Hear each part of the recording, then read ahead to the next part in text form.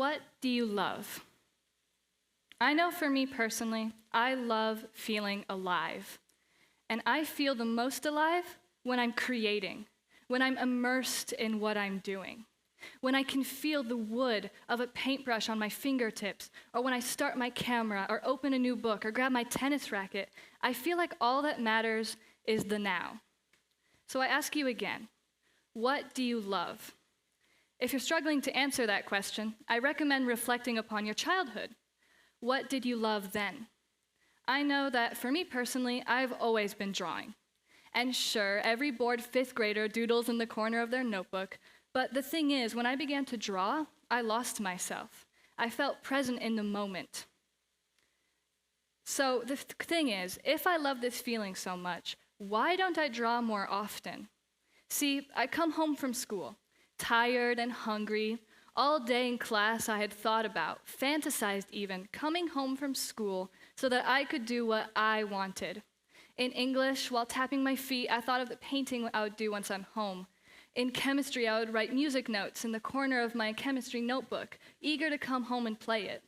And yet, when I would come home, the first thing that I'd do is kick off my shoes, grab a snack, sit on the couch, and pull out my phone. Now, don't worry, I'm not going to become all preachy about phones and technology and, ooh, phones are ruining this generation, and yada yada, because I don't believe that. I'm just telling you what I did. I'd come home from school and I'd go on my phone and I'd watch YouTube or TikTok while texting my friends, and while I would do that, the hours would fly by.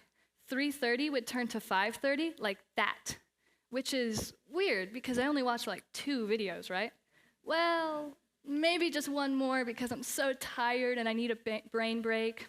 Except that was a terrible idea because now it's really late and I haven't done anything yet. By the time I eat dinner with my family, shower, maybe do a workout, do all my homework, the day is completely gone and I feel like I haven't done anything. I feel like I haven't learned anything. I feel like I haven't experienced anything. I feel like all I did was go on my phone and used it as a tool to numb myself to the ups and downs. And yes, while I could technically get up and paint and draw, I didn't, because getting on my phone felt more easy, because it's designed to be. As I'm sure we all know, phones are addicting. And that is because addiction is money. These phone companies like Apple and Samsung make their phones addicting because they've found a way to profit off of our time, attention, and inability to cope with discomfort. And the reason I bring up discomfort is because research by this guy named Neer hypothesizes that there are 3 main parts to addiction: the person, the product, and the pain or discomfort, so to speak. So his studies examine the relationships between a person who cannot cope with discomfort, a product that will relieve said discomfort, and the source of said pain and discomfort. So, as I've said before, they do this because addiction is money. And when I first started thinking about this, I felt very guilty about my phone usage. I felt a little angry at myself. I was thinking to myself, who am I? If I can't even stand in an elevator for 30 seconds without checking my phone because I'm afraid of making eye contact, who am I? If I can't do what I love because I have this tiny device in my back pocket that's going, pick me, choose me, I'm easy, I'm comfortable, pick me. I wanted change. So one day, I bought a flip phone. And I know what you're thinking, a flip phone. It was a terrible idea. It was a disaster. Flip phones were just way too inefficient for my purposes. After taking about 20 minutes to painstakingly type out a thank you text and then sending it to the wrong number, I was just done. Flip phones were way too inefficient.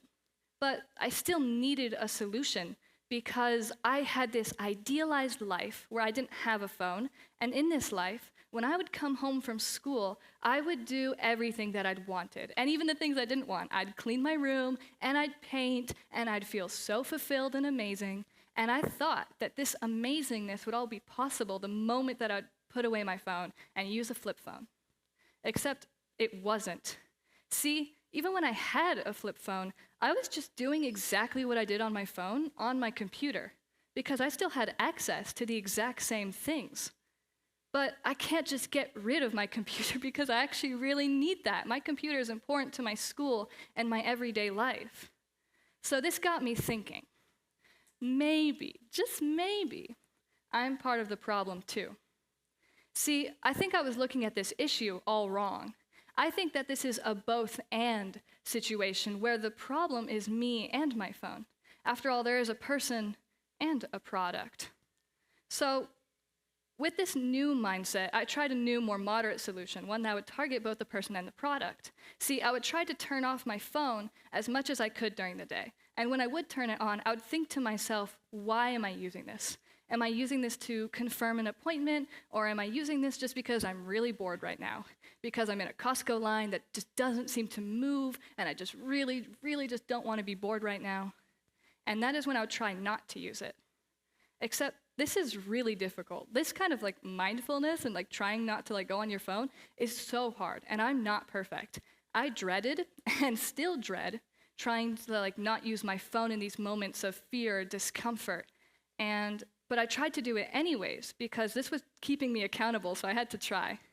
And I noticed that the more I tried to practice mindfulness, the easier it became. When I was, what to me, mindfulness means that trying to do more things that I would normally consider mundane or boring. So for example, I would start to try and walk my dog with my family, or I'd try to go to the grocery store with my mom. And even though these things I had normally considered so boring, so pointless, like not having this constant input of new and more entertaining content from my phone made these things more interesting, more wonderful. I began to find almost inspiration in these mundane tasks that I used to hate. Like when I would walk my dog, I noticed that my neighbor's flowers that had just bloomed smelled like vanilla.